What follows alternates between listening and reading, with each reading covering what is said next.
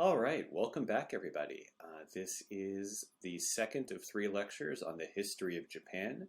This is lecture number 2, Strife and Honor, in which we'll be covering Japanese history really from the collapse of the Heian era in the late 1100s all the way up through the late 1800s when Japan makes renewed contact, as it were, with the Western world.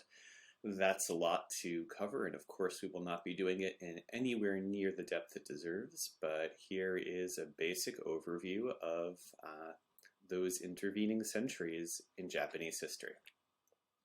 So when last we left, we were in the golden age of the Heian era in Japan, an era of courtly aristocracy, of literature and the arts, an era of relative peace and unity, at least among the ethnic Japanese. We'll talk a little bit about what was going on with the indigenous people in a moment. But then around the late 1100s, it all starts to fall apart. And part of the reason why actually relates to what is happening to the indigenous peoples, and that is the aristocratic families that are really calling the shots and running the show in Japan at this point, because the emperor is almost entirely relegated to being a figurehead by now. But they're in turn increasingly dependent upon other families who have basically assumed the role of supplying military forces in their ongoing conquest of the Ainu peoples, of the Emishi. And what's been happening is these families have been getting a great deal of financial support and autonomy because they're the ones who are summoning armies from the peasants that work on their land and in command under more highly socially ranked soldiers and generals that come from these families, and eventually the sort of private or family-based militaries that are under the control of these families are better equipped, better supplied, indeed starting to outnumber the official military under control of the emperor and the central government in Kyoto. And so what happens is the native peoples are eventually either entirely exterminated or driven north to the island of Hokkaido. And that leaves these large semi-standing armies with no one left to fight. And some of the families to which they swear allegiance start looking to the capital and thinking, maybe we should be running the show. And that's, in fact, what eventually happens.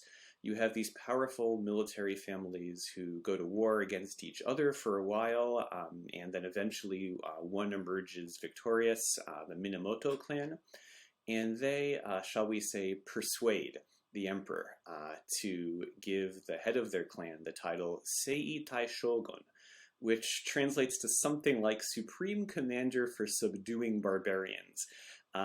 Generally, the title is just shortened to Shogun, which means Chief Warlord, and for all intents and purposes, he becomes the ruler of Japan.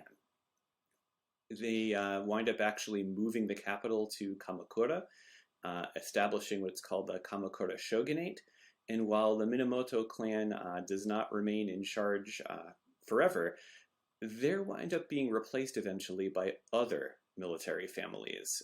Really, for the next few centuries, it is these families who control the course of what happens politically in Japan. And we have a word for this class of military family. We call them samurai.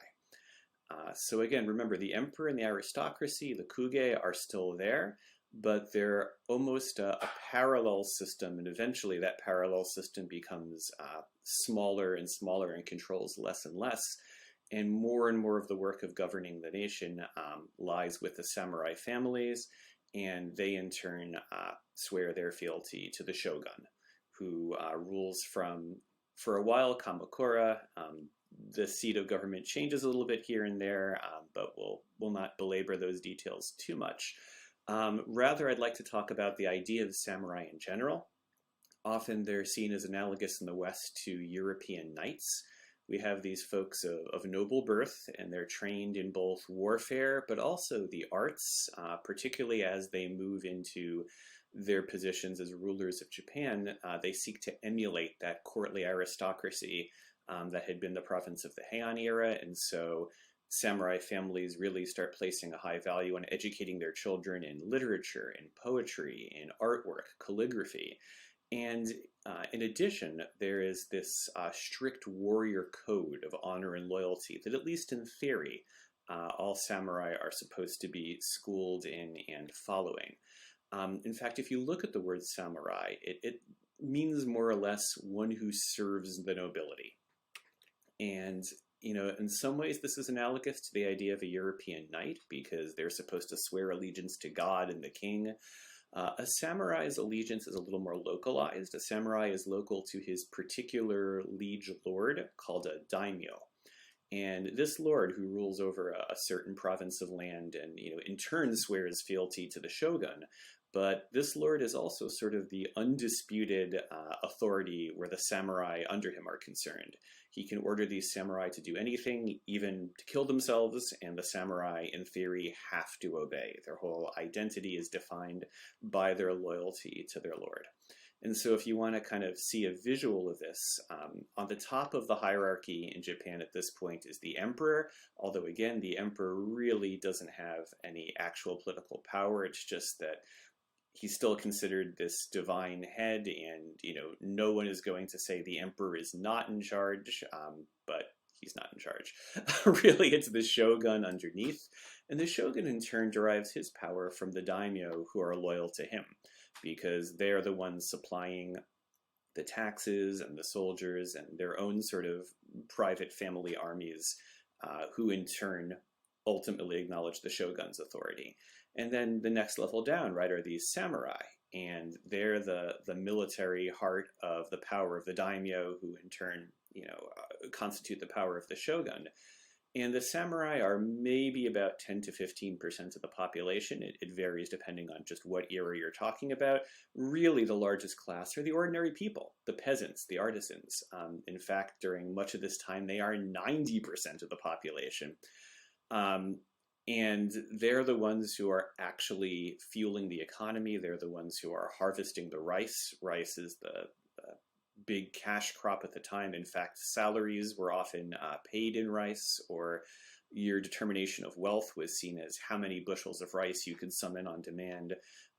Artisans are sort of the next rung down, and if you're a scholar of Confucian ideology in China, you might see some echoes of that there, that kind of the folks who provide the food are seen as in some ways socially superior and more useful to people who just, you know, create items, although you still need those items, things like cookware or weaponry if you're a samurai. And then at the very bottom of the social hierarchy are the merchants. Again, this is a very Confucian idea imported from China, because they don't produce anything. They just buy and sell things. But of course, you don't really have a healthy economy without merchants. And so sort of all of these folks are an integrated part of the Japanese world at the onset of the shogunal era. And so if you're a samurai and you're defined by your loyalty, well, if your lord either gets killed or gets stripped of power, maybe he's offended the shogun somehow, then your duty is kind of to commit suicide, seppuku, or there's a slang phrase, harikari, but really if you're a samurai, you're using the phrase seppuku. But if you don't do that, then you're designated a ronin, a warrior without a master. And ronin were in a tough position because they couldn't draw a salary from a lord. They didn't have a steady means of employment, and so sometimes they turned to banditry or criminal activities. And that presented a problem for the local authorities at the time.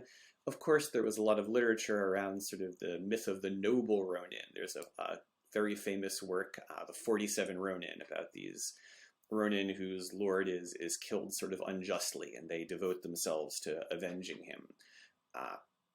And so, you know, the idea of a ronin is often romanticized, especially in later eras. If you're curious about sort of the weaponry that defined the samurai, quite honestly, most samurai were proficient in archery, especially when it came to warfare against other samurai clans, or as we'll see a little bit later, invaders from other countries. Really, the bow and arrow was the samurai's chief weapon. But the weapon they become really famous for is their sword. They have two swords, the katana, the long sword, and the wakizashi, or the short sword, sometimes called the honor sword because this was the sword that you used either to commit seppuku, to kill yourself for reasons of honor, or to remove the head of a rival samurai, which was considered an honorable death for that person. So that's the really kind of the chief purpose of that sword. The katana was used in close combat, but again, despite the image of the sword-wielding samurai, really when it actually came to open warfare, it was the bow and arrow that was their chief weapon. It's also interesting to note that by law, if you were not samurai, you were not supposed to be allowed weaponry. Now, sometimes exceptions were made for farmers because they had to defend their land against either bandits or wild animals, but generally speaking, weaponry was considered the sole province of the samurai class. That was sort of insurance that the peasants would not be well armed if they rebelled. If you're interested in samurai armor, unlike European knights' armor, which was generally made of metal, samurai armor, since Japan is not a super metal-rich country, was made primarily of fabric, but it was fabric that was woven really thick enough, in fact, to stop arrows in most cases. And if a samurai's armor was pierced, he could just sew it back up again, whereas a European knight would have to go find an ironsmith, which was a much more involved process. So like a European knight, a samurai, as I mentioned before, was expected to be skilled not only in war, but the arts. If you're a samurai, you're supposed to be able to write poetry, to perform tea ceremony and flower arranging. It's interesting that in contemporary Japan, both tea ceremony and flower arranging are considered feminine pursuits.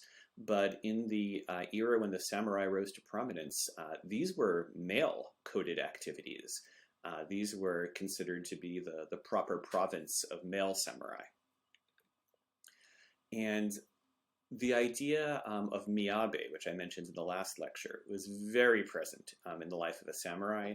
Everything was supposed to be the product of conscious design and attention to detail. The way you wear your hair, the way you fasten your kimono or your robe, the positions in which you sit, even the way in which you open and close the sliding doors called shoji in a building.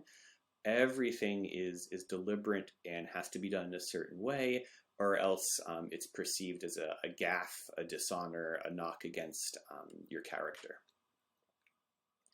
So samurai were, in theory, supposed to be humble and patient and obedient to their superiors. Now, to their social inferiors, the peasants, they pretty much had carte blanche. A samurai could kill a peasant at will with really no consequences if he felt the peasant wasn't showing him the proper amount of respect. When a samurai comes of age, the genpuku, he receives a set of weapons and he kind of chooses his own special name. His full name includes his family name and any titles he has. And this is actually kind of a good time to talk about Japanese nomenclature. So in Japanese nomenclature, which is actually common throughout most of East Asia, your family name comes first. So for example, the famous warlord, who in the West we tend to say Oda Nobunaga, but Oda is in fact his last name, his clan name, his family name, what we might call a surname or a last name in the West. Kazu Sonosuke is a title. It's basically that he's the governor of this particular province. And then Saburo is the name that his parents would have called him, but then Nobunaga is the name that he kind of took on as an adult coming of age as a samurai. So that's kind of a quickie breakdown of samurai nomenclature. So remember, samurai was a social class as well as a profession. So I have been referring to samurai with the male pronoun. There were, of course, women samurai as well. Although they seldom engaged in the battlefield, samurai women were nevertheless, as a part of their education, trained in the basics of combat with particular weapons that were designed to be wielded by women, and they had the responsibility of defending the family's home while men were away. like samurai men and unlike many European women, female samurai were encouraged to be educated and learned. They, in fact, were responsible for the management of the family finances. That was considered women's work. So that's just an interesting contrast with the West. The samurai men may have been out there shooting arrows and clashing swords. The women were the ones balancing the books at home and controlling the purse strings.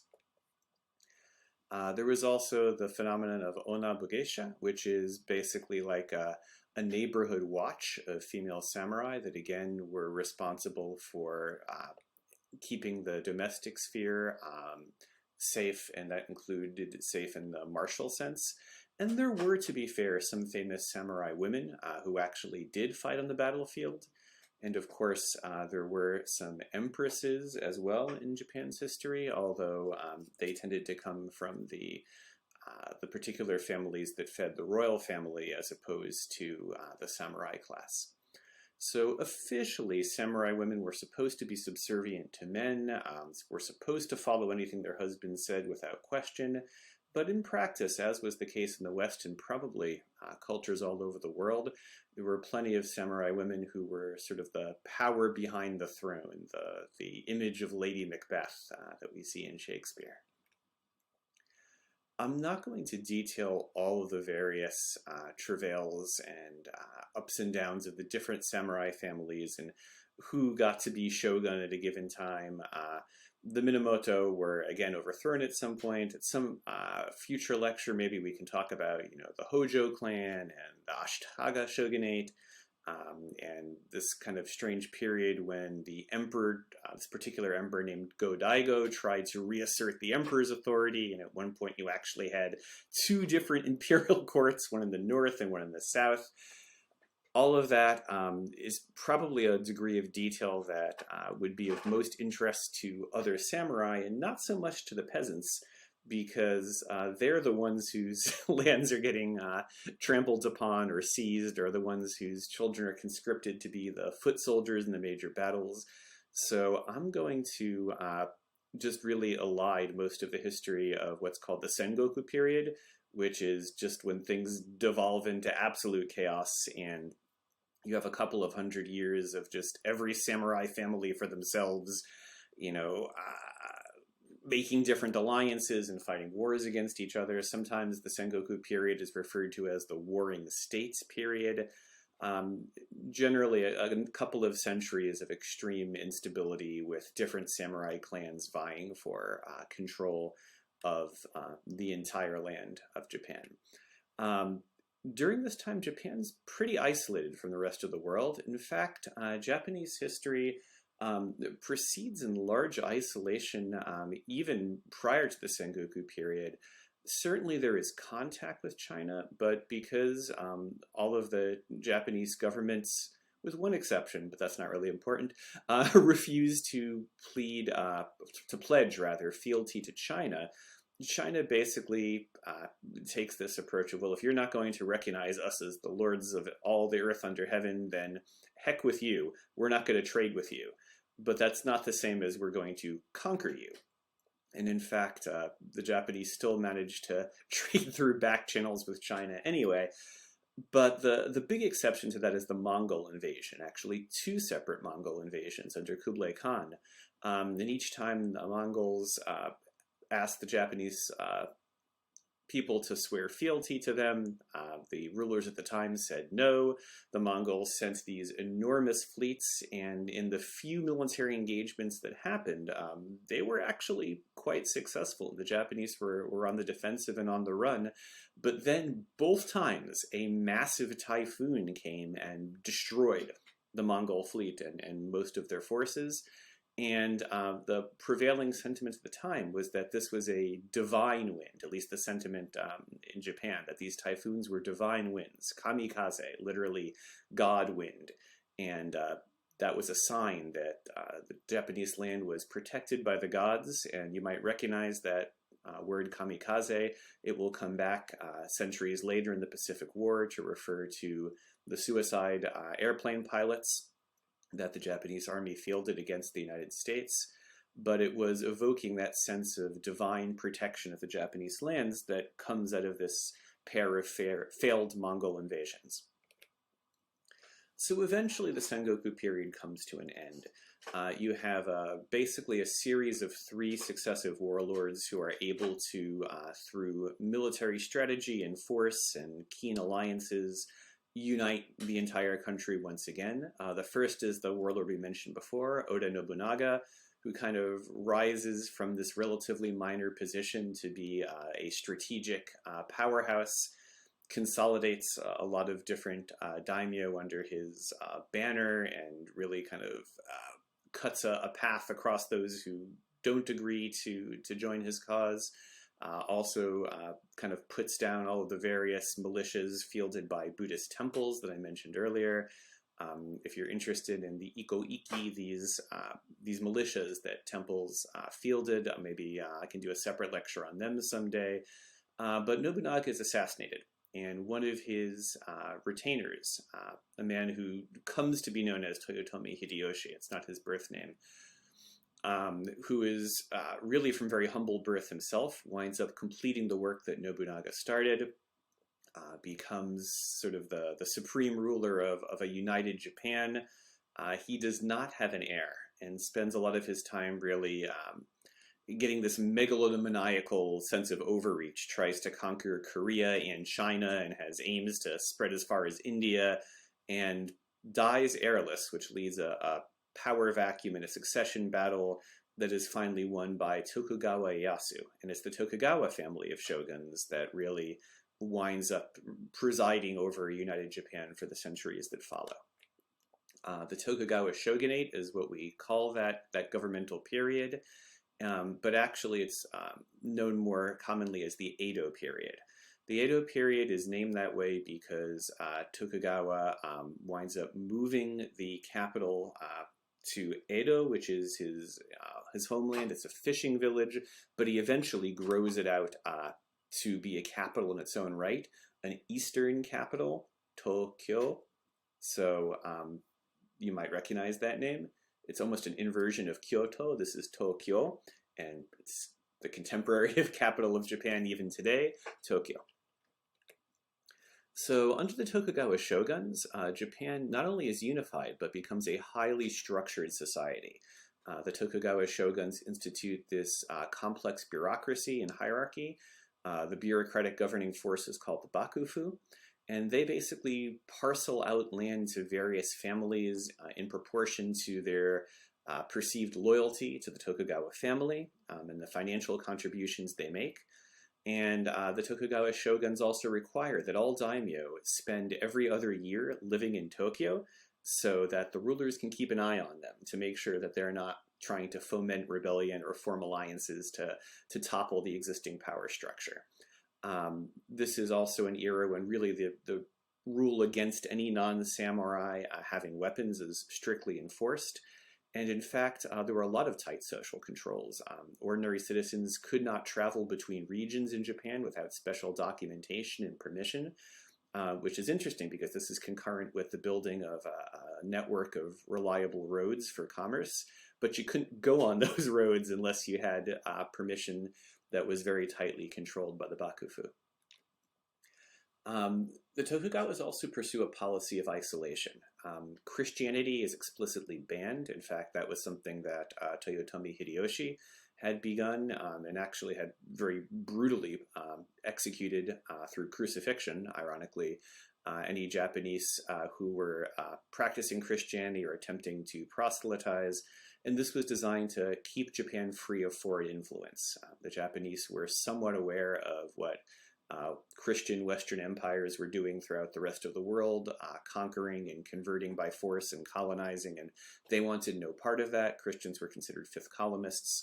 So during the Tokugawa shogunate, although there was some Christianity in Japan that was the product of Portuguese missionaries who had made some inroads in earlier centuries, that was driven very far underground during the Edo period.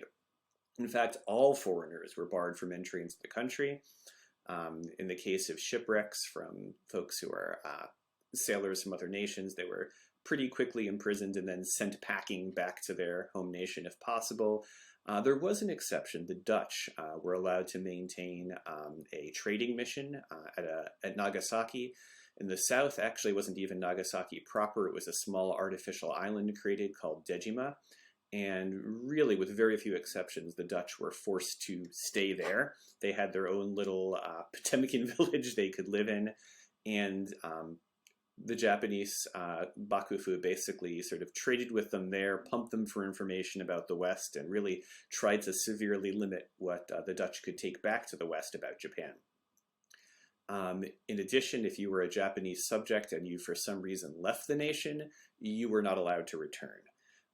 So that was this policy of isolation that the Tokugawas enforced for several centuries.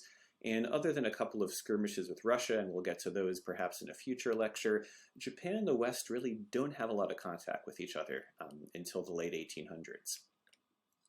Now, despite those tight social controls, Edo-Japan was actually a period of cultural flourishing because you had this enforced peace. Well, people had the ability to spend resources on things other than weaponry and self-defense and the basics of survival. So you had this flowering of poetry, of theater, of literature that rose to heights really unseen since the Heian era, 6 centuries earlier. Literacy wound up soaring. You had the production of printed books, which allowed for the dissemination of mass media. You had traveling theater troupes in a number of different traditions. No theater was the theater of the aristocracy, and kabuki theater was the theater of the common person, although sometimes there was blurring of the lines between those. The dominant ruling ethos was very socially conservative, again informed by Confucian ideals of what people's proper places were. Gender roles actually take a big backstep for women during this time. But that was sort of the party line, and that always clashed with the cultural vanguards of the day. When you have a lot of artists plying their trade, artists tend to push the boundaries of what's considered socially acceptable. And so, there was always this tension between the avant-garde and the socially conservative ruling class, and that, I guess, makes for a healthy society.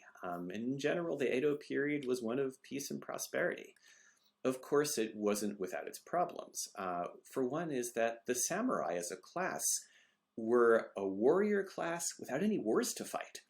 And now the role of the samurai were to be the governors, the bakufu, the bureaucracy. And this was not a service that all of them were necessarily well suited for. Their training as warriors didn't necessarily lend itself to the complex political and financial arrangements necessary to run local or state or national governments. And some of them really mismanaged their lands, lost their shirts or their kimonos, as it were, became very poor and depended upon stipends from the government, or just became restless. And even those who held on to their power weren't always terribly competent. They were there because of social rank rather than meritocracy. And so this did, in the long term, create a lot of problems for the country. Change was coming, and it wound up taking a spark from the outside to generate change on the inside. And we will talk about that in lecture number 3, Japan and the Rest of the World. Thank you for listening, and please don't forget to subscribe.